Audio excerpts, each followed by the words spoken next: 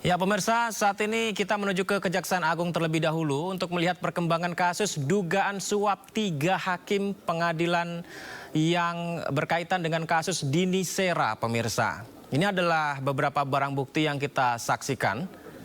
Kita masih akan mencari tahu informasi selengkapnya apakah ini adalah berkaitan dengan unsur suap terhadap 3 hakim yang sudah ditangkap dan 1 kuasa hukum dari Ronald Tanur yang juga ditahan, serta kita juga akan menunggu perkembangan informasi apakah ada tersangka lain yang diselidiki berkaitan dengan kasus ini, pemirsa.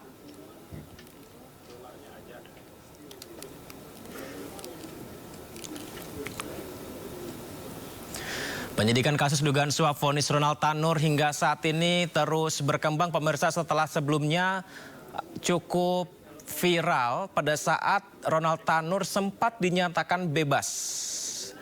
Padahal divonis hingga 14 tahun lamanya, akan tetapi beberapa hari yang lalu kita dikejutkan kembali dengan perkembangan kasus ini bahwa Ronald Tanur kembali divonis dan mendapatkan vonisnya dijatuhi hukuman 5 tahun penjara. Sementara ada hakim yang diduga berkaitan dengan unsur suap akan kasus ini, pemirsa. 3 hakim berinisial ED, M, dan HH, hakim Pengadilan Negeri Surabaya, ditangkap tim gabungan Kejaksaan Agung di Surabaya, di mana ketiganya ditetapkan sebagai tersangka indikasi suap dan gratifikasi. Tidak hanya 3 hakim tersebut, pemirsa, Kejaksaan Agung juga menetapkan pengacara Ronald Tanur yakni LR ditangkap di Jakarta. Kalau kita lihat saat ini ada sejumlah, saya menduganya barang bukti ya, yang akan diinformasikan kepada masyarakat akan penemuan yang dilakukan petugas, di mana sebelumnya kita ketahui bahwa 3 hakim yang diduga menerima suap dalam perkara pembebasan Ronald Tanur, tim Kejagung menggeledah apartemen ED dan menemukan uang 97 juta rupiah, 32.000 US dollar dan 35.992,24 ringgit Malaysia. Di rumah ED di Semarang, tim Kejagung juga menemukan uang tunai 6.000 US dollar dan 300.000 US dollar dan sejumlah dolar Singapura dan sejumlah barang elektronik. Di apartemen HH, penyelidik menemukan uang tunai 104 juta rupiah, 2.200 US dollar, uang tunai 100.000 yen, uang tunai 9.100 dolar Singapura, dan di tempat itu juga ditemukan barang elektronik. Dan di apartemen Hakim M, tim penyelidik menemukan uang tunai 21,4 juta rupiah, serta 2.000 US dollar dan 32.000 dolar Singapura dan barang elektronik. Serta dalam penelitian ataupun penyelidikan, pengacara Ronald Tanur yang juga ditangkap, Kejagung, tim penyelidik melakukan penggeledahan di apartemen LR di Jakarta Pusat dan menemukan uang juga dalam pecahan dolar Amerika Serikat dan dolar Singapura. Total semuanya jika dirupiahkan 2,12 miliar rupiah serta catatan transaksi. Ditemukan juga dokumen penukaran uang dan catatan pemberian uang kepada para pihak terkait. Dan kita saksikan ini ada 74.494 dolar Singapura yang bersama-sama kita saksikan di layar kaca Anda, pemirsa. Salah satu dari sekian bukti-bukti yang disiapkan, dijajarkan di sana. Kita saksikan bersama-sama apakah akan diekspos secara rinci. Ini dugaan uangnya diterima oleh pihak yang mana, apakah juga berkaitan dengan pengacara yang ditahan, yang ditangkap Kejagung, yakni LR, pemirsa. Ya, tentu saja kita sangat kaget ya pada saat sempat dinyatakan bebas Ronald Tanur, di mana dalam pertimbangan hakim menyebutkan bahwa sempat bebas Ronald Tanur adalah dengan pertimbangan almarhumah Dini bukan meninggal karena dianiaya, tapi karena akibat penyakit lain dan minuman alkohol. Itu sebelum ada penangkapan 3 hakim ini, pemirsa. Meskipun pada saat itu bertolak belakang dengan tuntutan 12 tahun penjara oleh jaksa. Dan vonis bebas ini viral di media sosial, di pemberitaan elektronik, sehingga membuat banyak pihak yang berspekulasi akan perkembangan kasus Ronald Tanur ini, pemirsa. Dan saat ini ternyata 3 hakim ditangkap dan 1 pengacara Ronald Tanur juga ditangkap. Dan sekarang ini adalah mungkin menjadi penentu, bersama-sama kita akan saksikan kejelasan tentang kasus dugaan suap vonis Ronald Tanur, pemirsa.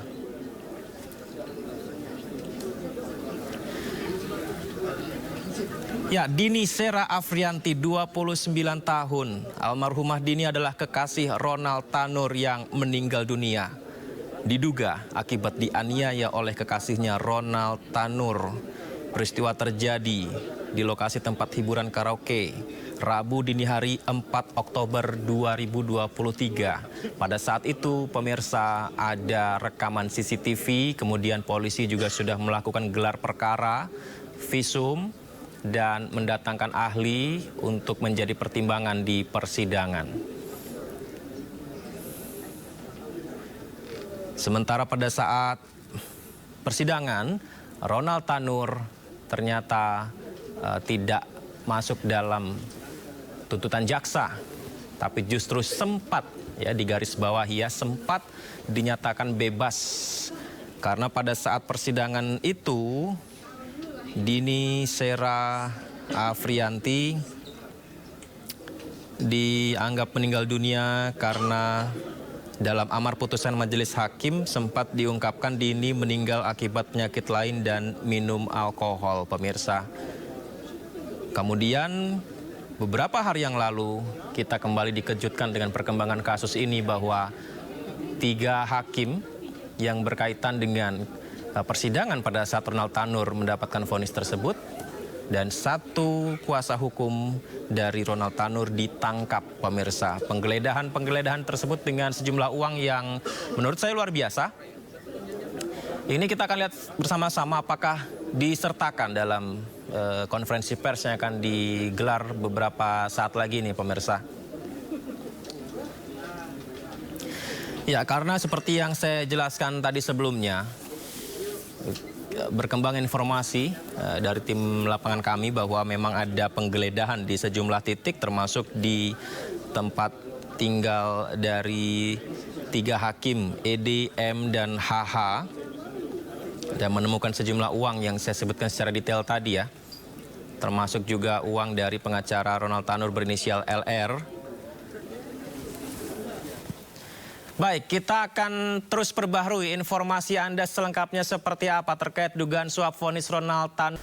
Terima kasih masih bersama kami di Sindo Prime. Pemirsa, 3 hakim Pengadilan Negeri Surabaya diduga menerima suap vonis bebas Ronald Tanur ditahan di Rutan Kelas 1 Surabaya Cabang Kejati, Jawa Timur. 3 hakim diperiksa penyidik pidana Kejaksaan Agung dan telah mengenakan pakaian tahanan.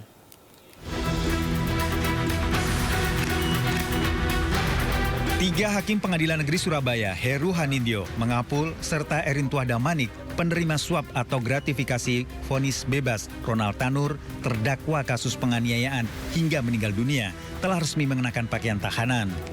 Ketiganya telah menjalani pemeriksaan oleh penyidik pidana Kejaksaan Agung terkait meninggalnya Dini Sera Afrianti, kekasih Ronald Tanur. 3 hakim oleh Kejati telah disiapkan ruang tahanan di Rutan Kelas 1 Surabaya, Cabang Kejaksaan Tinggi, Jawa Timur. Fasilitas untuk 90 orang, baru masuk 43. Jadi masih ada space untuk bisa tambah 3 orang. Dan SOP kami sebelum masuk ke selnya masing-masing harus dilakukan sterilisasi. Jadi isolasi selama 14 hari. Karena kan kemungkinan ada penyakit atau bisa menimbulkan kepada yang lain berdampak. Dan petunjuknya sampai sekarang masih ditempatkan di tempat kami di sini. Tapi sudah ada permintaan untuk bawa ke Jakarta itu? Dari Kejaksaan Agung itu petunjuknya dari Kejaksaan Agung. Sekarang secara lisan, kemudian terbit surat perintah dari penahanan dari tim penyidik oleh Jampitsus. Resmi ditetapkan sebagai tersangka 3 hakim Pengadilan Negeri Surabaya, Erintua Damanik, Mengapul, Heru Hanindyo telah mengenakan pakaian tahanan. Ketiga hakim yang menangani perkara Ronald Tanur dengan vonis kontroversi serta membebaskan terdakwa. Kejaksaan menyita barang bukti uang miliaran rupiah dari 3 hakim serta seorang pengacara bernama Lita Rahmat yang merupakan pengacara Ronald Tanur. Dari Surabaya, Jawa Timur, Hari Tambayong melaporkan. Pemirsa, Komisi Yudisial meminta Mahkamah Agung memecat secara tidak hormat kepada 3 hakim Pengadilan Negeri Surabaya tersangka kasus suap vonis bebas Ronald Tanur. Sementara pasca vonis bebas Ronald Tanur dianulir, Kajati Jatim akan menjemput paksa Ronald Tanur. Pertama gitu ya, bahasanya episode pertama melakukan pemantauan hingga pada pemeriksaan sampai kemudian kita memplenokan. Komisi Yudisial telah memberikan rekomendasi untuk memberikan sanksi dengan adanya penangkapan OTT ketiga hakim tersebut. Tentunya ini menjadi bahan tambahan bagi Komisi Yudisial dan Mahkamah Agung pada proses MKH tadi. Pemirsa, dugaan suap 3 hakim Pengadilan Negeri Surabaya dalam putusan bebas Ronald Tanur tersangka pelaku pembunuhan Dini Sera menjadi noda baru dalam penegakan hukum di tanah air. Lantas bagaimana cara menjaga integritas para wakil Tuhan ini agar tidak terjerat lagi mafia peradilan? Kita bahas lengkapnya bersama Kabid Pengawasan Hakim dan Investigasi Komisi Yudisial, ada Prof. Joko Sasmito, dan juga kuasa hukum keluarga Dini Sera, Dimas Yemahura. Saya sapa narasumber saya. Assalamualaikum, selamat malam semuanya. Apa kabar? Waalaikumsalam warahmatullahi wabarakatuh. Selamat malam Mas Yudi dan Mas Dimas ya. Ya, Mas Dimas. Siap. Terima kasih banyak. Assalamualaikum. Terima kasih banyak semuanya sudah bergabung di Sindo Prime. Saya tadi tertarik sebelum ke Mas Dimas ya Mas Dimas, saya ke Prof. Joko terlebih dahulu. Anda adalah tadi menyampaikan kepada saya Kabid Waskim pada saat memanggil 3 hakim tersebut. Berarti ini awalnya adalah kode etik yang disoroti dari Komisi Yudisial. Ya Pak Prof. Joko. Oke, betul Mas, terkait dugaan pelanggaran kode etik yang dilakukan oleh Majelis Hakim yang memutus bebas kasus Tanur tersebut. Waktu itu sih sebenarnya belum ada laporan ya, Mas Dimas juga belum datang. Belum ada Tetapi laporan justru itu, Prof. Joko? Iya, waktu itu inisiatif dari Komisi Yudisial untuk menindaklanjuti karena itu kan mendapat perhatian publik dan media yang luar biasa. Sehingga walaupun belum ada laporan, Komisi Yudisial mencoba untuk mengantisipasi, artinya melakukan dugaan-dugaan pelanggaran kode etik yang dilakukan oleh majelis hakim tersebut.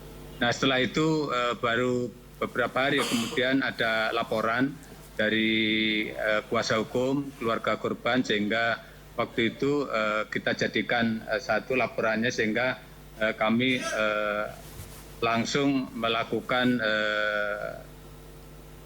pengawasan hakim, artinya untuk menangani laporan tersebut gitu Mas. Berarti yang diduga janggal ini adalah awalnya vonis dan juga barang bukti yang disampaikan ke persidangan, akan tetapi ternyata Ronald Tanur bebas. Apakah itu menjadi salah satu pertimbangan dari KY, Prof. Joko?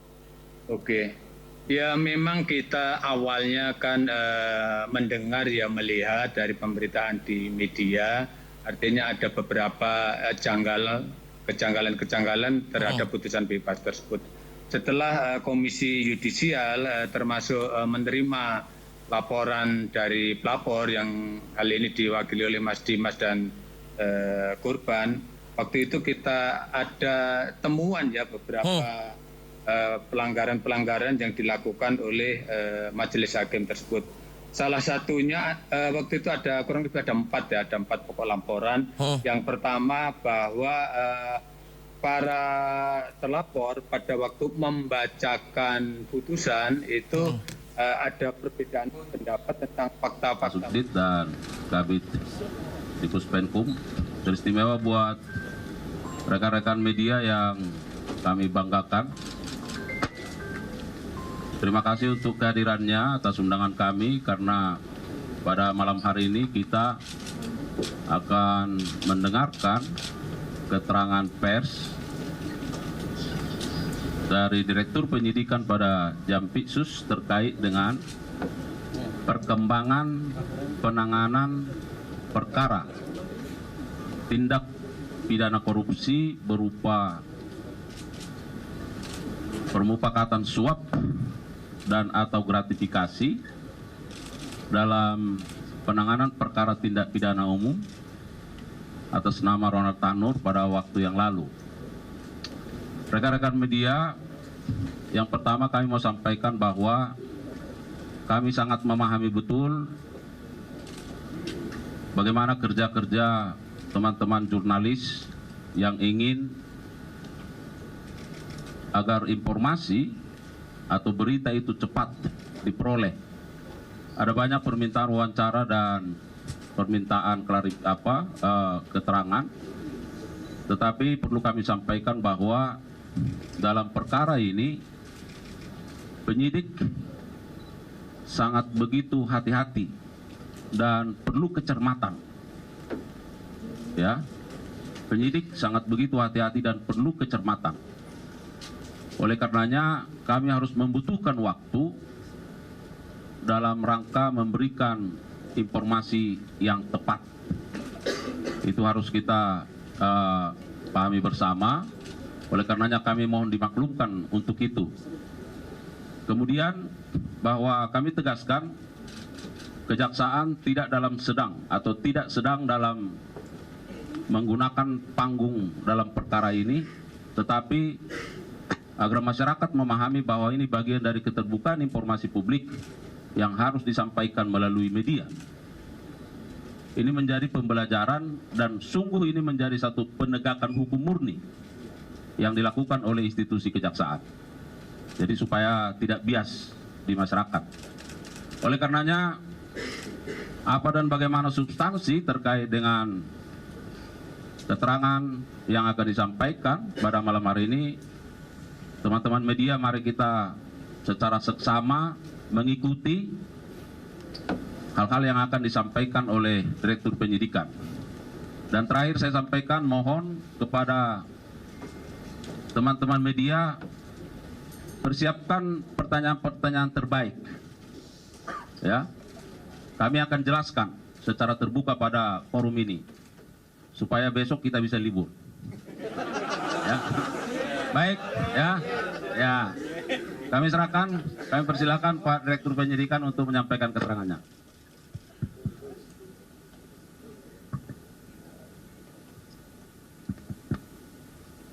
Assalamualaikum warahmatullahi wabarakatuh. Waalaikumsalam warahmatullahi wabarakatuh.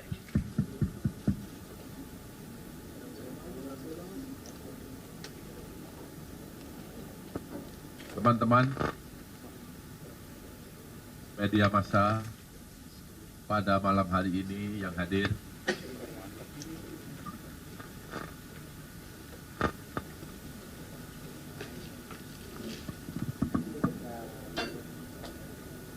saya akan menyampaikan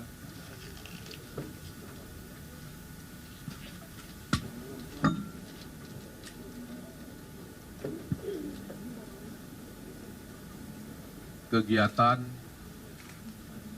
yang telah dilakukan oleh penyidik pada Jampitsus terkait dengan peristiwa atau perkara suap terhadap 4 tersangka yang sebagaimana sudah kami sampaikan 2 hari yang lalu.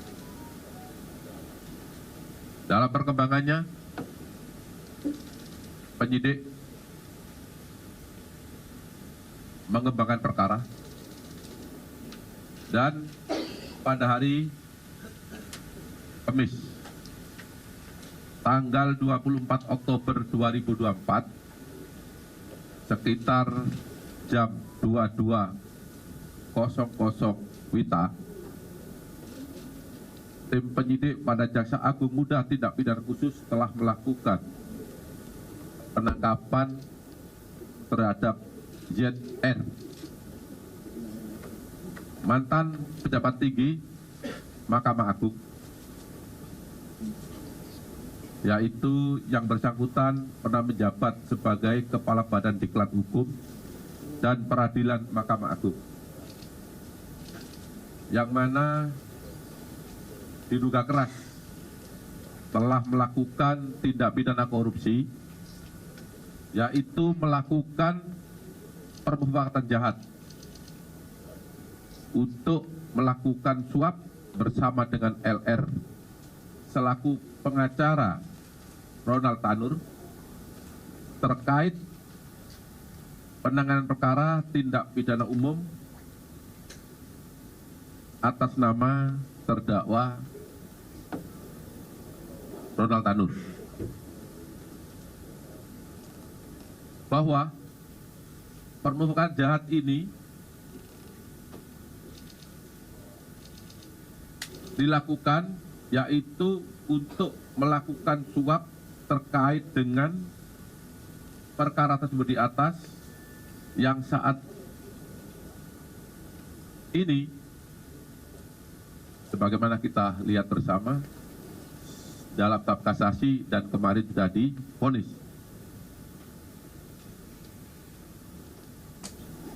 Ya, di mana saat itu Ronald Tanur dinyatakan bebas oleh pengadilan negeri dan kemudian melakukan kasasi yang kemarin sudah kita dengar bersama putusannya.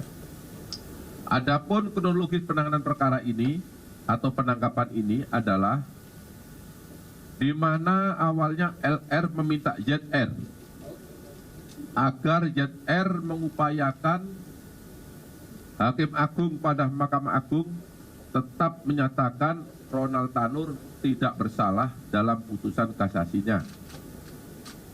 Dan LR menyampaikan kepada ZR akan menyiapkan uang atau dana sebesar 5 miliar untuk Hakim Agung, dan untuk ZR akan diberikan fee sebesar 1 miliar atas jasanya.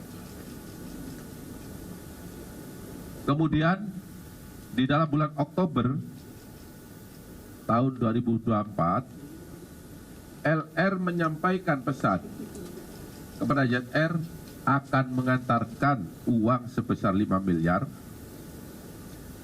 Uang tersebut sesuai dengan catatan LR, ini dalam catatan ya, LR akan diperuntukkan atau diberikan kepada ZR adalah untuk Hakim Agung atas nama S, atas nama A, dan atas nama S lagi yang menangani perkara kasasi Ronald Tanur. Saya ulangi lagi, berdasarkan catatan yang diberikan oleh LR kepada ZR.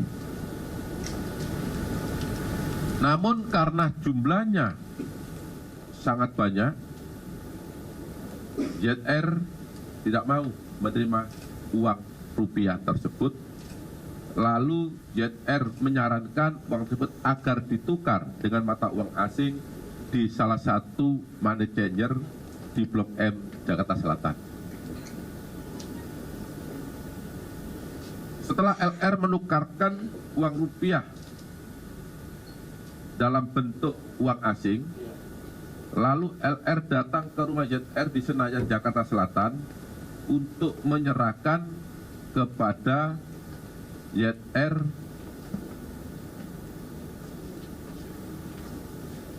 dalam bentuk uang asing yang jumlahnya seperti saya katakan tadi, yaitu 5 miliar. Ini kalau dikonversi menjadi mata uang rupiah. Setelah itu uang tersebut disampaikan ZR, disimpan ZR di dalam brankas yang berada pada ruang kerja dalam rumah ZR.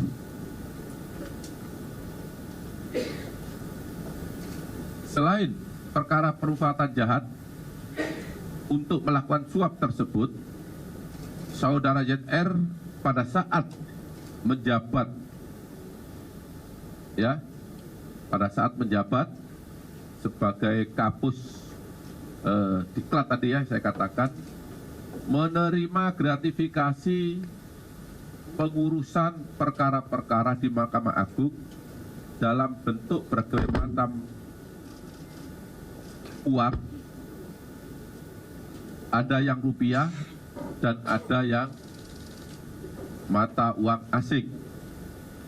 Sebagaimana kita lihat di depan ini, yang seluruhnya jika dikonversi dalam bentuk rupiah sejumlah 920 miliar 912 juta 303.714 rupiah. Dan emas batangan seberat 51 kg. Ini yang ada di depan.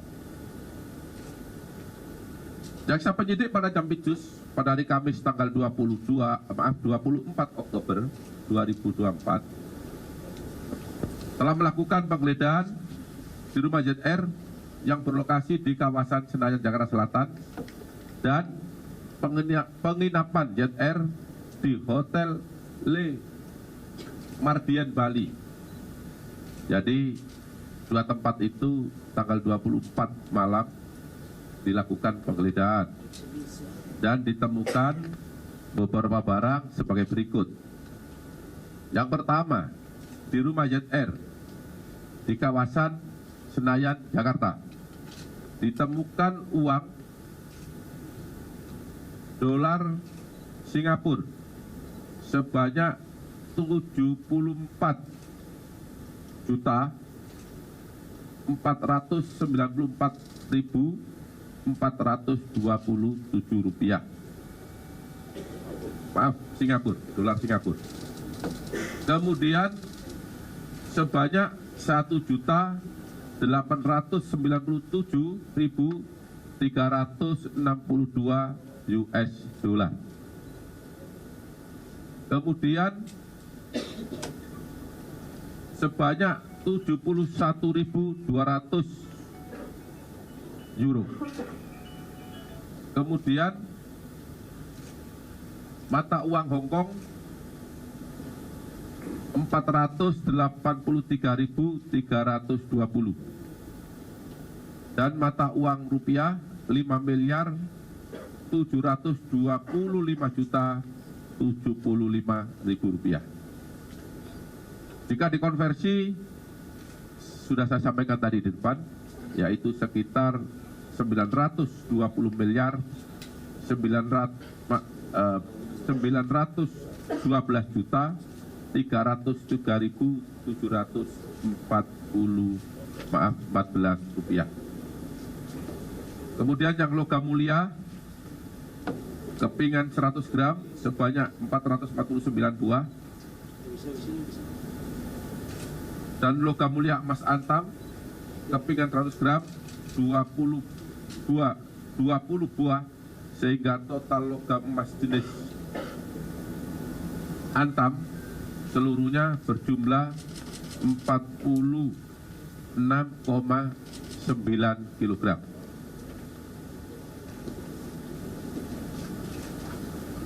Untuk barang bukti selanjutnya yang juga ditemukan di rumah terdakwa adalah satu buah dompet warna pink, 12 keping emas logam mulia, satu keping emas logam mulia yang beratnya 50 kg, 50 gram, satu buah dompet pink garis yang berisikan 7 keping emas logam mulia antam masing-masing 100 gram, 3 keping emas logam mulia PT Antam masing-masing 50 gram, satu dompet wanita berisi 1 keping emas logam mulia PT Antam beratnya 1 kg, satu buah plastik warna abu-abu berisi 10 keping emas masing-masing 100 gram, 3 lembar sertifikat diamond, 3 lembar kwitansi toko emas, ya, Kemudian untuk penggeledahan di Hotel Le Méridien Bali, tempat ZR menginap, ditemukan satu ikat uang tunai pecahan 100.000 sebanyak 100 lembar, totalnya 10 juta. Satu ikat uang tunai pecahan 50.000 sebanyak 98 lembar, total 4.900.000 rupiah. Satu ikat tunai pecahan 100.000 sebanyak 33 lembar, totalnya 3.300.000. Satu ikat uang tunai pecahan 100.000 sebanyak 19 lembar, kemudian pecahan 5.000 sebanyak 5 lembar, totalnya 1.925.000 rupiah.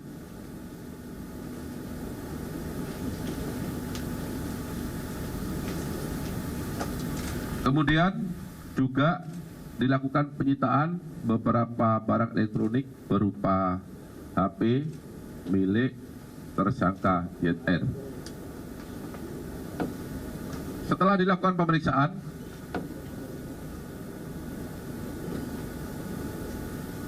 pada hari ini, Jumat tanggal 25 Oktober 2023, jaksa penyidik pada Jampitsus menetapkan 2 orang tersangka karena ditemukan bukti permulaan yang cukup adanya tindak pidana korupsi, yaitu yang pertama, ZR selaku mantan pejabat Mahkamah Agung sebagai tersangka permufakatan jahat suap dan gratifikasi berdasarkan surat perintah penetapan tersangka nomor TAP 56/F.2 /10/2024. Kemudian saudara LR selaku pengacara Ronald Tanur sebagai tersangka permufakatan jahat untuk melakukan suap berdasarkan surat perintah penetapan tersangka nomor TAP 60/F.2/FD.10/2024 terhadap tersangka ZR tersebut dilakukan penahanan di rutan selama 20 hari ke depan. Sedangkan terhadap tersangka LR dalam kasus ini tidak dilakukan penahanan karena penyidik telah melakukan penahanan terhadap yang bersangkutan dalam kasus yang kita ketahui diduga memberikan suap pada 3 tersangka sebagaimana telah saya umumkan pada 2 hari yang lalu.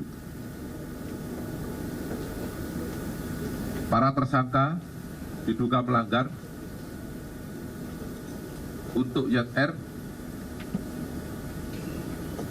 yaitu pasal 5 ayat 1, Junto pasal 15, Junto pasal 18 Undang-Undang Nomor 31 Tahun 1999 sebagaimana telah diubah dengan Undang-Undang Nomor 20 Tahun 2001 tentang pemberantasan tindak pidana korupsi.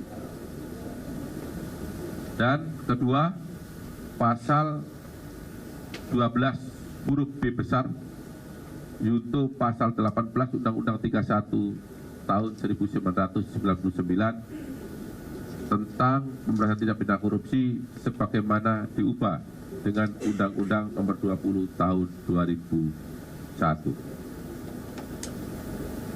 Untuk tersangka LR dalam perkara ini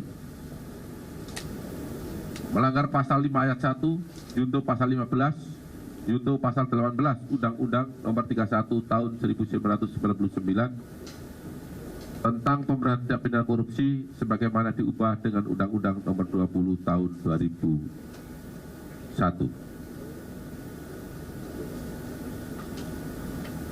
Demikian press release yang dapat kami sampaikan pada malam hari ini kurang lebih saya mohon maaf bila ada yang kurang berkenan dalam penyampaian ini atau kata-kata yang kurang jelas.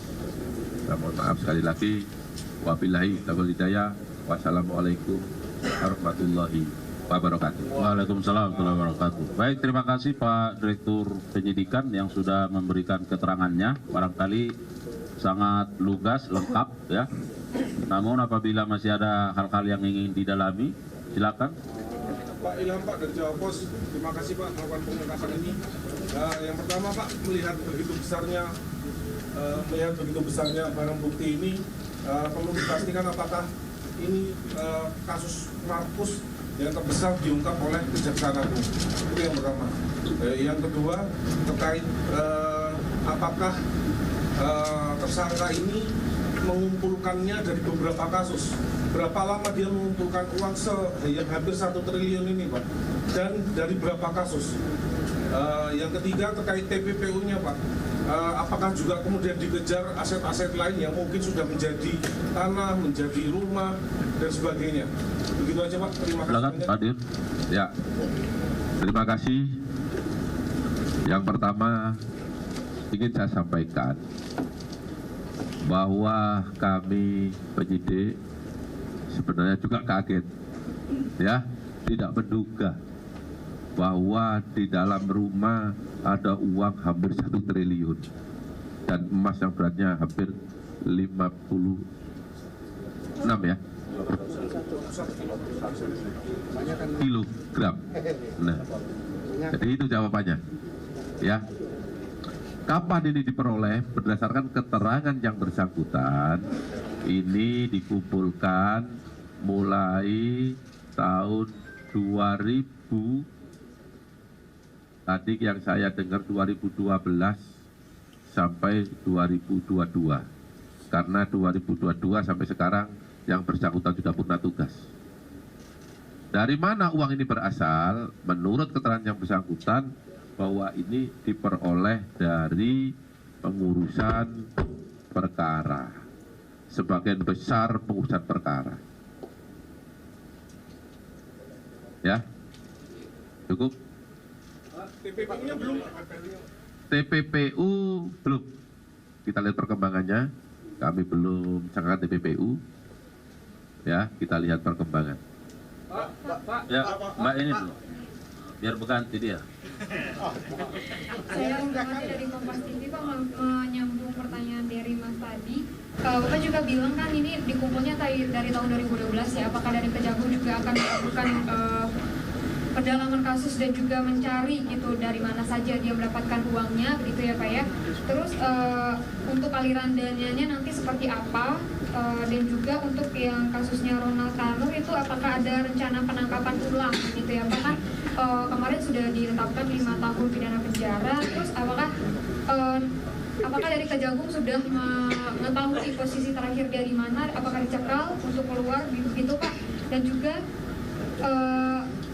apakah dari Kejagung juga akan berkoordinasi dengan KPK terkait dengan kasus ini? Terima kasih. Ya, saya jawab tadi bahwa uang ini dikumpulkan mulai tahun 2012 sampai sekarang, maaf 2022. Setelah 2022 sampai sekarang yang bersangkutan sudah nonaktif. Dari mana? Dari pengurusan perkara, itu sebagian besar. Ya, itu jawaban yang bersangkutan. Berapa yang mengurus lima saudara? Karena saking banyaknya dia lupa. Karena banyak. Ya. Nah. Kemudian untuk tadi pertanyaan yang terakhir, apakah Ronald Tanur dihukum kembali? Nah itu kan itu kaitan dengan perkara pidana umum ya. Nah, itu nanti mungkin dilakukan eksekusi ya.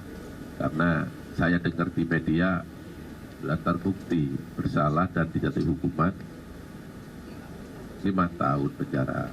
Apakah hari ini sudah dieksekusi? Saya belum mendengar, belum tahu. tapi yang pasti dieksekusi.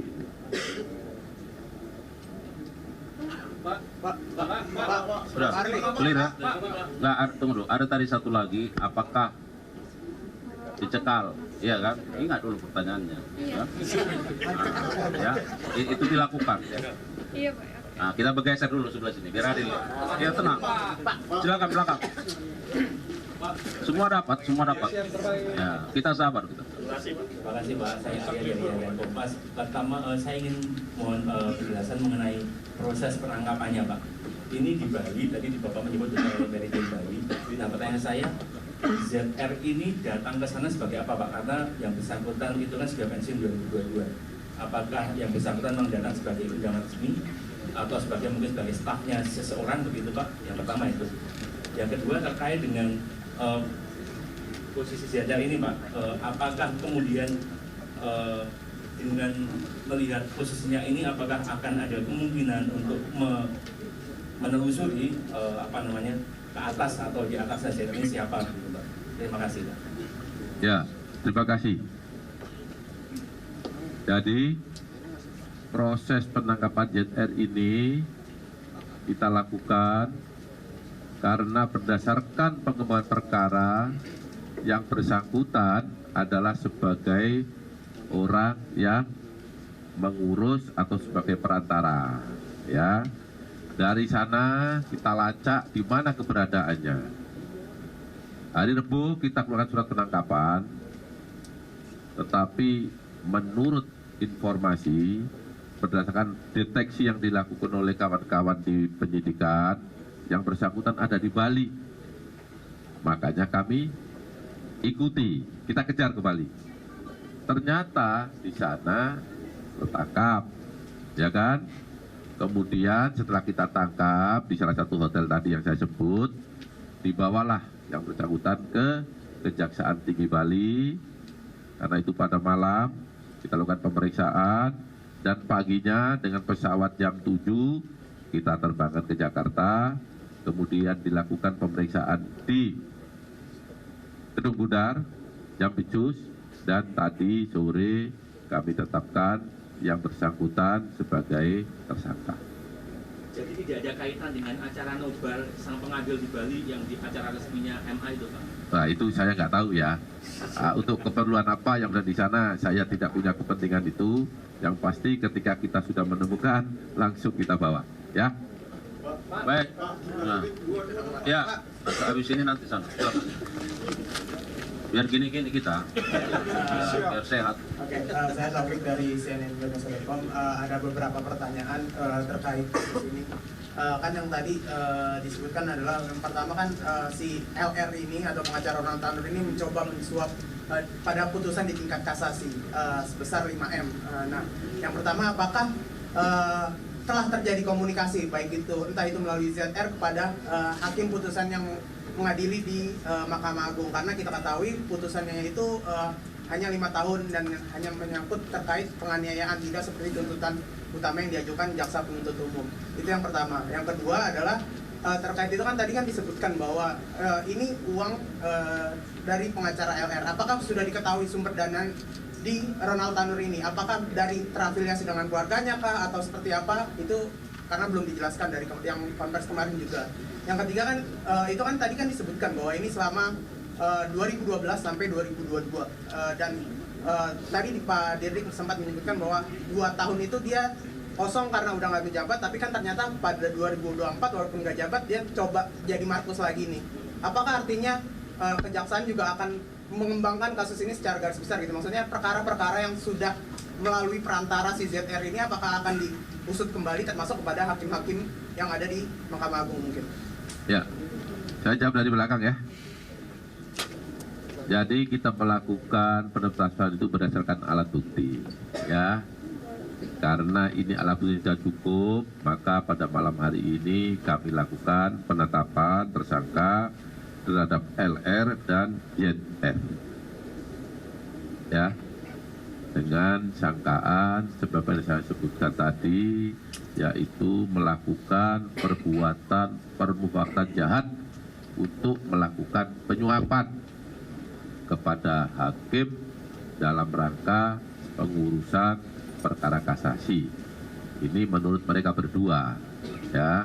Kami bukti-buktinya sudah ada, bukti-buktinya sudah cukup, sehingga tadi saya sampaikan ditetapkanlah dia sebagai tersangka. Ini. Terus kemudian, apakah ini akan dikembangkan? Ya, kami akan lihat seperti apa nanti hasil pemeriksaan saksi-saksi dan alat bukti yang lain. Kami tidak banyak berkomentar, berilah kami kesempatan untuk bekerja. Yang pasti, siapapun yang terlibat dalam perkara ini, pasti akan kita minta pertanggungjawaban hukum. Ya, cukup? Sumber dana. Ada 2 pertanyaan yang belum dijawab, Pak. Ya, saya ulang aja. Nah, sumber dana. Ya. Yang 5M. Oke, sumber dana yang sudah nyata ini dari tangannya LR. Ya, ini kami dalami malam ini. Apakah dari siapa dan dari mana nanti akan kita progres kemudian. Yang bersangkutan lagi diperiksa di bawah untuk kasus case yang kedua. Ya, kali sini. Pertama Pak, yang terkait komunikasi antara ZR dengan Hakim MA ini, apakah sudah ada komunikasi karena putusannya cuma 5 tahun? Ya, LR komunikasinya dengan ZR. Ya, nah, ZR menurut keterangannya memang pernah menemui seorang hakim. Ya, tapi yang pasti ini nggak ada kaitannya dengan putusan ya, nggak ada kaitannya dengan putusan. Nah, apakah betul ketemu atau tidak? Ini yang lagi kami dalami. Ya. Berarti belum ada sempat penyerahan uang dari ZR? Belum, namanya aja permufakatan jahat. Kalau sudah penyerahan namanya delik selesai.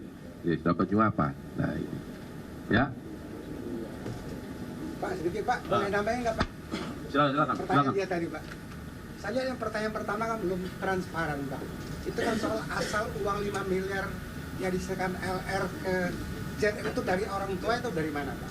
Kalau melihat kapasitas Ronald kan nggak mungkin dia punya uang segitu. Ya, pendidikan. Artinya ini harus jelas diperjelaskan. Apakah jaksa sudah mengarah ke sana Pak? Anda akan memanggil orang tuanya Ronald Tanur atau tidak? Ya. Yang kedua, ZR ini Markus itu bermain sendiri atau ada jaringannya Pak? Ya. Kalau melihat uang sebanyak ini nggak mungkin dia bermain sendiri. Oke. Apakah jaksa akan mengarah ke sana Pak? Ya. Markus. Terima kasih. Ya. Penyidik bekerja berdasarkan alat bukti. Ya. Berdasarkan alat bukti yang ada, saya ulangi sekali lagi, baik percakapan elektronik maupun uang yang didapat, yang diserahkan, ini berasal dari LR. Apakah kemudian LR dapat dari siapa, kapan, di mana? Malam ini sedang kami lakukan klarifikasi. Ya. Kemudian apakah ini dikembangkan terhadap orang-orang yang diduga bekerja dalam hal pengurusan perkara, ini juga kami lihat nanti dalam proses pemeriksaan saksi-saksi yang lain, alat bukti berikutnya, ya. Cukup? Klip. Ya. Enggak, sebenarnya kan begini Pak, kalau boleh saya tanya lagi Pak. Uang 5 miliar kan bukan uang sedikit Pak. Kalau lihat kapasitas keluarnya Ronald Tanur kan orang biasa Pak. Mantan anggota DPR Pak. Artinya kan dari sisi perbankan kan bisa dilihat Pak. Ada nggak pengeluaran uang dalam kurun waktu tertentu uang sejumlah itu Pak? Inilah yang sedang kami dalami. Ya, sabar. Ya, karena penyidikan itu perlu proses, perlu alat bukti, maka berilah kesempatan penyidik untuk bekerja. Pak, satu aja Pak, pertanyaan satu. Ya. Saya tertarik ya, siapa yang bertanggung jawab membuktikan uang ini adalah uang kejahatan? Apakah kejaksaan akan menggunakan pembuktian terbalik kepada ZR atau kejaksaan yang akan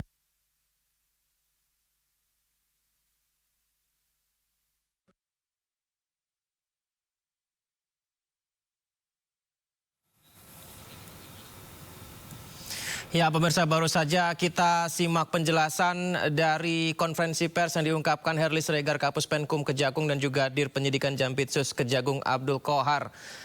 Luar biasa, mungkin ini bukan yang pertama kalinya pemirsa, satu kasus penganiayaan diselidiki ternyata melibatkan uang yang sangat besar dan bisa berkembang menjadi kasus baru pemirsa. Dan kita akan kembali membahasnya bersama narasumber istimewa kita, Prof. Djoko dan Mas Dimas masih bersama kami di Sindo Prime ya. Oke, silakan Mas Yudi. Prof. Djoko, entah akan gimana kalau Anda dan rekan-rekan di Komisi Yudisial tidak melakukan agenda pemeriksaan terkait kode etik terhadap 3 hakim tersebut. Karena nilai nominalnya tadi yang diungkapkan hampir 1 triliun rupiah, bahkan ada 51 kilogram emas. Dan ini mungkin akan terus diselidiki, didalami lagi. Kita kembali berbincang lagi. Langsung saja Prof, bagaimana tanggapan Anda melihat ini Prof? Oke. Terima kasih Mas Yudi ya. Sebenarnya pada waktu pemeriksaan 3 terlapor, 3 hakim yang memutus bebas tersebut, sudah ada indikasi ya, ada uang yang masuk kepada para terlapor. Namun waktu itu bukti-buktinya belum cukup.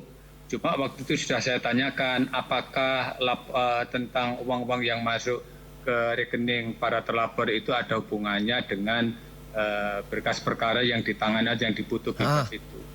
Dia mengatakan bahwa tidak ada hubungannya karena itu ada istrinya ada punya usaha sehingga itu tidak ada hubungannya dengan berkas perkara. Malah dia mengatakan kalau ini nantinya memang uang-uang yang masuk ke rekening para terlapor itu ada hubungannya dengan berkas perkara, khususnya perkara putusan bebas itu, dia akan mempertanggungjawabkan. Artinya indikasi awal kami sudah ada, cuma waktu itu kan bukti-buktinya belum cukup. Indikasi dugaan kejanggalan awalnya sudah ada, tapi buktinya yang belum cukup. Ya memang nilainya ada M juga, nilainya M juga, miliar gitu. Baik, Mas Dimas. Tadi kita sama-sama menyaksikan Mas, ternyata ada perputaran uang yang luar biasa sampai nyaris 1 triliun rupiah dan kilogram emasnya sampai 51 kilogram batang emas. Ini dari keluarga almarhumah Dini Sera seperti apa Mas Dimas? Ya, kami tentu sangat prihatin ya dengan wajah para penegak hukum atau oknum penegak hukum yang seperti ini. Dan bagaimana masyarakat kecil seperti keluarga almarhum Dini Sera Afrianti atau mungkin masyarakat kecil yang ada di wilayah lain di seluruh Republik Indonesia itu bisa mendapatkan keadilan jika perilaku atau moral dari aparat penegak hukumnya seperti ini. Dan kita tadi dengar dan kita sama-sama tahu ternyata ada 2 proses yang memang sudah dilakukan oleh pengacara dari tersangka ini. Pertama, proses pengkondisian di Pengadilan Negeri Surabaya sampai dengan putusannya bebas.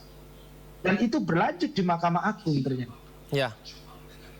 Oleh karena itu ini sangat memprihatinkan dan hasil dari putusan Mahkamah Agung adalah saat ini memutus tersangka ini hanya 5 tahun. Maka kami tim kuasa hukum kami akan melaporkan 3 majelis hakim di tingkat kasasi kepada Komisi Yudisial.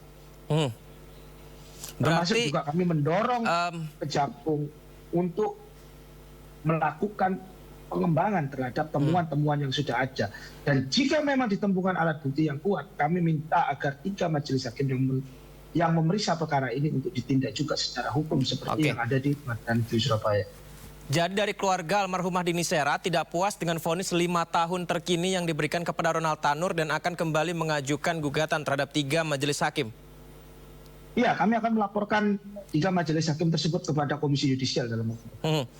Ini kita beruntung Mas Dimas, langsung saja Prof. Djoko, bagaimana tentang apa yang disampaikan keluarga almarhumah Dini Sera ini Prof. Djoko? Oke, terima kasih. Kalau Mas Dimas memang mau melaporkan 3 majelis hakim, Hakim Agung ya, yang memutus mungkin dianggap terlalu ringan, ya itu akan kami terima dengan senang hati karena itu kan tugas pokok dari Komisi Yudisial. Artinya kalau memang dugaan cukup, kemudian pokok laporannya tentang apa, akan kita tindak lanjuti untuk artinya pemeriksaan terlapor itu pasti yang terakhir. Nanti kita saksi-saksi yang terlibat ada hubungannya dengan itu, artinya mungkin pelapor yang kita periksa terlebih dahulu, kemudian ada saksi-saksi yang dihadirkan, kita periksa. Kalau misalnya dugaan kuat, baru kita periksa 3 majelis hakim agung tersebut. Itu sih mekanisme. Karena sebelumnya meskipun dari pihak keluarga almarhumah Dini Sera belum menyampaikan ke Komisi Yudisial, tapi sudah lebih dulu dilakukan penyelidikan dari Komisi Yudisial duluan ya Prof Joko terkait kejanggalan tersebut ya Prof?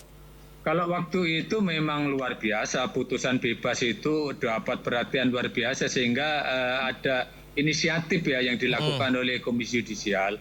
Walaupun belum ada laporan, tapi kita sudah menerjunkan tim investigasi termasuk tim Baskim untuk terjun ke Surabaya. Itu kan ada orang-orang kita yang ada di sana. Untuk mendalami lah dugaan-dugaan pelanggaran etik yang dilakukan oleh majelis hakim tersebut. Sehingga ini cukup banyak, ada 13 yang kita periksa itu. Sehingga ketemu ada dugaan pelanggaran kode etik itu.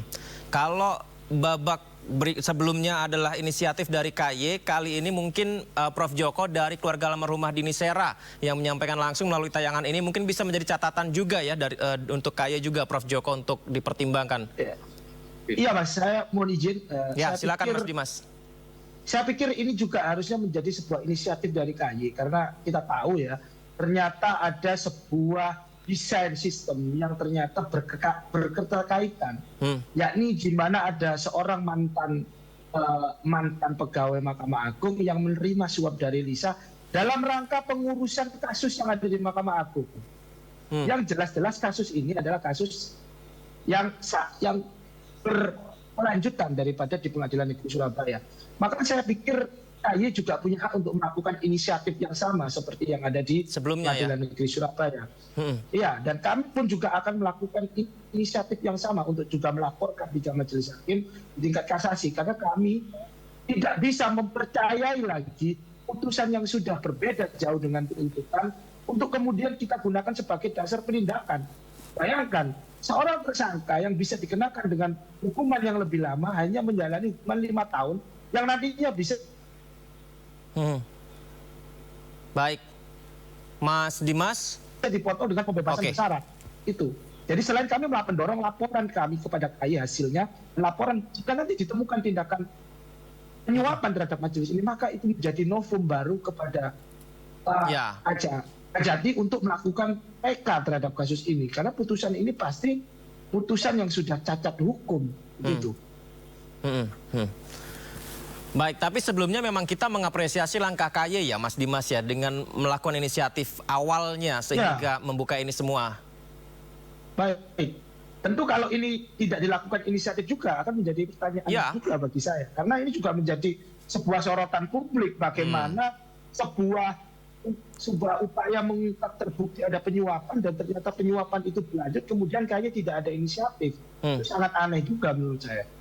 Baik, Prof Joko, dengan yang terjadi sekarang berarti ini ada benang merah yang akan membuat Komisi Yudisial sangat-sangat sibuk Prof Joko karena nilai nominalnya juga sangat fantastis. Kemudian ini juga berkaitan dengan putusan terbaru yang tadi disampaikan Mas Dimas, tanggapannya Prof.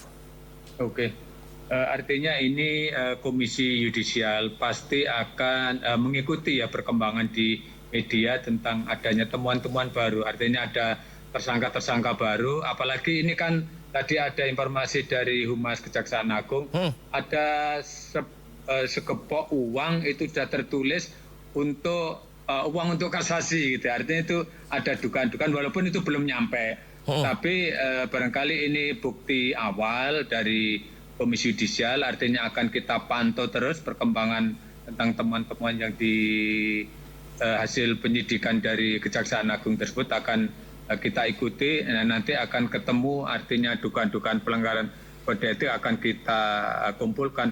Nah setelah misalnya kita melakukan inisiatif akan lebih bagus seperti kemarin Mas Dimas juga ada bergabung kembali ke kita sehingga kalau ada temuan-temuan atau saksi-saksi yang bisa menginformasikan ke kita tentang dugaan pelanggaran kode etik yang dilakukan oleh Majelis Hakim Agung akan memperkuat temuan-temuan kita itu Mas Yudi. Baik, artinya KY akan sangat terbuka dengan laporan-laporan dugaan kejanggalan baru dari keluarga Dini almarhumah Dini Sera ya Prof Joko ya. Baik. KY selama ini pasti ya membuka kepada setiap warga negara yang ada temuan-temuan tentang dugaan itu bisa dimasukkan ke Komisi Yudisial. Baik, Mas Dimas Simahura, ini sudah disampaikan langsung melalui tayangan ini di Sindo Prime. KY terbuka untuk keluarga almarhumah Dini Sera. Silakan melaporkan jika ada kejanggalan dan akan diselidiki lebih lanjut, Mas Dimas. Siap, kami pastikan kami akan susun dalam waktu dekat dan kami akan laporkan, dan kami berharap KY tetap berkomitmen sama seperti kasus sebelumnya, yakni mengambil inisiatif memulai investigasi dan penyelidikannya sejak saat ini. Dari pihak keluarga Dini Sera, Mas Dimas, kalau kita melihat mundur ke belakang terlebih dahulu, Mas Dimas, melihat perkembangan kasus ini, apakah nilai keadilan benar-benar melukai dari keluarga Dini Sera? Ya, tentunya ini menjadi sebuah pilot project, menjadi sebuah presiden. Bahwasannya selain daripada melukai hati dari korban, yakni keluarga almarhum Dini Sera Afriyanti khususnya, tentunya ini juga melukai harapan dari jutaan rakyat Indonesia yang selama ini berharap kita memiliki peradilan yang murah, mudah, dan cepat serta berkeadilan. Jadi hal-hal seperti ini adalah sebuah hal yang sangat menyakiti banyak pihak dan sangat merobohkan nama baik keadilan yang ada di Indonesia. PR kita menjadi besar sekarang, bagaimana kita harus membenahi hakim, bagaimana kita harus membenahi instrumen-instrumen yang ada di pengadilan, dan bagaimana kita harus membenahi instrumen-instrumen dalam penindakan jika terjadi peristiwa-peristiwa pidana terhadap hakim maupun instrumen-instrumen peradilan lainnya. Apakah ada kesulitan dari pihak kuasa hukum Dini Sera, Mas Dimas Simahura, ketika melakukan persidangan sehingga sepertinya seolah apa yang diutarakan laporan ternyata tidak dianggap di persidangan? Ya, sejak awal saya sudah sampaikan pada saat saya menangani kasus ini, saya sudah menemukan berbagai macam kejanggalan dan kesulitan dalam melakukan proses penanganan ini. Padahal penanganan ini harusnya berjalan mudah, murah, dan cepat. Bayangkan, untuk otopsi saja kami harus berdebat dengan penyidik di Polrestabes Surabaya karena tidak ada anggaran. Bagaimana kasus ini terungkap, bahkan dengan adanya bukti fiksum dari hasil otopsi saja, tersangka masih bisa dibebaskan. Dan kemudian pada saat tersangka ini dibebaskan, ternyata juga masih bisa diurus di Mahkamah Agung. Itu adalah akses yang sangat jauh dan sangat tidak mungkin bisa diraih oleh masyarakat kecil yang ada di Indonesia. Inilah disparitas hukum yang ada di Indonesia yang seharusnya keadilan menjaga marwahnya, menjaga nama baiknya, sehingga semua masyarakat di Indonesia, baik kaya, miskin, memiliki uang ataupun tidak, sama-sama mendapatkan kedudukan yang sama di mata hukum. Gitu. Baik, Prof. Joko, mungkin kalau kita lihat di luar dari kasus ini, apa yang disampaikan Mas Dimas tentu sangat benar-benar memprihatinkan ya, Prof. Joko. Apalagi kalau saya garis bawahi akses yang sangat jauh, disparitas hukum, keadilan yang jauh untuk rakyat kecil di Indonesia. Saya khawatir, Prof. Joko, ini juga terjadi tidak hanya untuk Dini Sera saja. Oke, ya memang itu harapan setiap warga negara. Berharap agar para hakim bisa memutus dengan seadil-adilnya.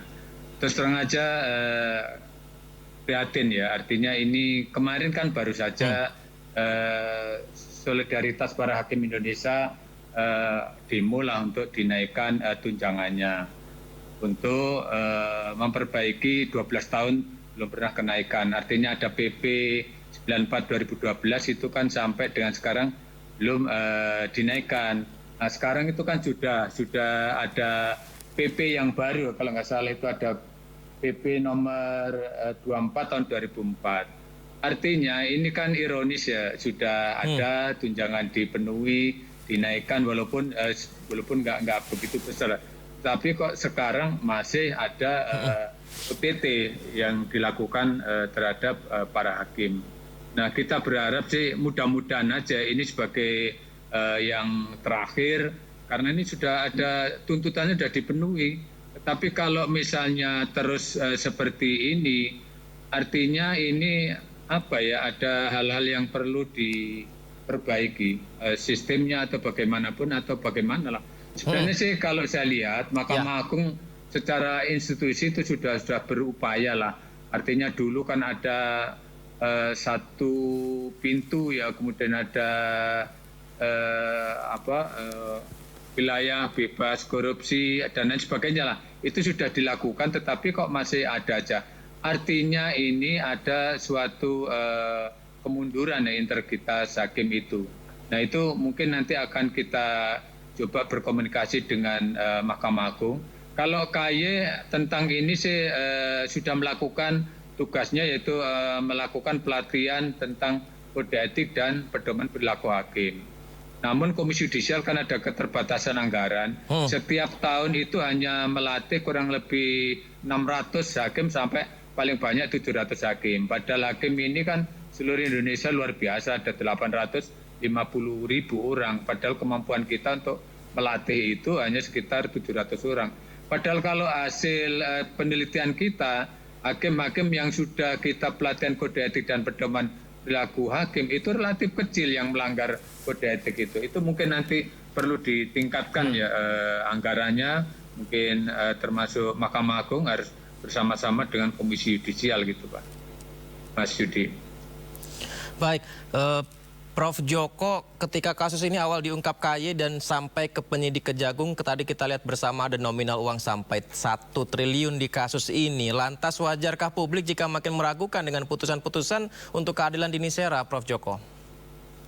Ya, terus terang aja kalau melihat temuan itu ya temuan yang sangat mengagetkan ya.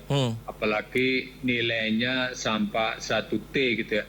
Apalagi itu kalau nggak salah tadi dimulai dari tahun 2012 sampai berakhir beliaunya pensiun itu tahun 2022. Artinya kan sudah sekitar berapa? 10 tahun ya. 10 tahun baru ketemu. Artinya itu memang itu kalau menurut saya kita apresiasi ya yang dilakukan oleh Kejaksaan Agung itu. Kalau perlu nanti ditelusuri ya, ditindaklanjuti siapa-siapa aja yang terlibat kaitannya dengan korupsi ini. Nah nanti kalau misalnya KY akan memantau terus perkembangan-perkembangan yang dilakukan oleh Kejaksaan Agung itu. Kalau nanti ada hubungannya dengan para hakim yang terlapor atau ada hubungannya dengan suap atau gratifikasi, itu akan kita kita lakukan penanganan laporan masyarakat atau bukan pelanggaran kode etik yang dilakukan.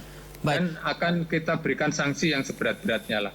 Dan sebenarnya sudah banyak yang kita jatuh ke sanksi berat melalui Majelis Kehormatan Hakim juga sudah banyak, tetapi kan masih pelanggaran seperti ini masih terus terjadi. Prof, ngomong-ngomong bagaimana track record dari ketiga hakim yang menjadi tersangka ini, Prof? Apakah akan ditelusuri juga jejak rekam dari ketiga hakim tersebut, Prof?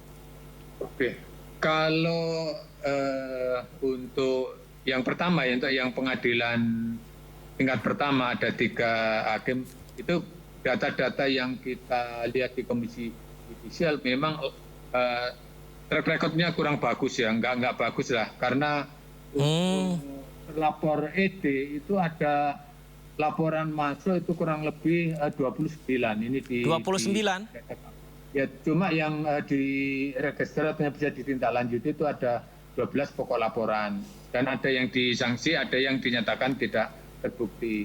Kemudian kasus HH atau terlapor HH itu juga kurang lebih ada 12 pokok laporan yang bisa diregister itu 4. Itu sebagian terbukti dan sebagian juga ada yang tidak terbukti. Kemudian yang sama terlapor atas sama atau inisial M itu juga banyak juga laporan yang masuk ke Komisi Yudisial. Artinya ini track record dari 3 hakim tersebut itu yang masuk di Komisi Yudisial termasuk kurang bagus. Nah ini KY gimana memonitoringnya, Prof? Karena supaya rekam jejak baik memimpin persidangan juga menghasilkan keputusan yang adil. Ya terus terang aja KY itu kan punya database ya tentang integritas hakim. Oleh karena itu memang kalau Mahkamah Agung mau seleksi pimpinan dan lain sebagainya pasti minta ke Komisi Yudisial. Artinya walaupun database itu belum semua hakim kita miliki, tetapi atas data-data yang kita miliki artinya kita bisa mengetahui mana track record dari para hakim itu yang walaupun belum semuanya, artinya kita punya data. Baik, Mas Dimas Simahura masih bersama kami ya, Mas Dimas ya. Mas Dimas mohon sampaikan kepada pihak keluarga di Nisera bahwa ya sebagai jurnalis semoga saja bisa mewakili Dini Sera untuk memberikan keadilan kepada keluarga Dini Sera. Artinya begini Mas Dimas, selain juga menghubungkan apa yang disampaikan dari pihak keluarga almarhumah Dini Sera kepada Komisi Yudisial, kami juga ingin bertanya mengenai rasa keadilan yang diinginkan oleh keluarga almarhumah Dini Sera itu yang seperti apa? Hukuman yang pantas dan melegakan keluarga Dini Sera, Mas Dimas Semahura. Ya, kami simpel saja, Mas. Hukum sesuai dengan tuntutan jaksa yakni 12 tahun dan berikan restitusi sebagai hak pengganti terhadap korban. Kami tidak pernah meminta 1 rupiah pun uang haram yang diberikan dari pihak keluarga tersangka, hanya untuk menyuap agar dia bisa bebas. Baik, sudah digarisbawahi apa yang disampaikan keluarga almarhumah Dini Sera dan didengarkan langsung oleh Prof. Djoko Sasmito. Saya ucapkan terima kasih banyak Prof. Djoko Sasmito meluangkan waktunya mendengarkan kami dan apa yang disampaikan keluarga almarhumah Dini Sera melalui Mas Dimas Semahura. Terima kasih juga Mas Dimas. Selamat malam narasumber saya. Assalamualaikum. Pemirsa tetap bersama kami. Kami akan segera kembali dengan informasi menarik lainnya.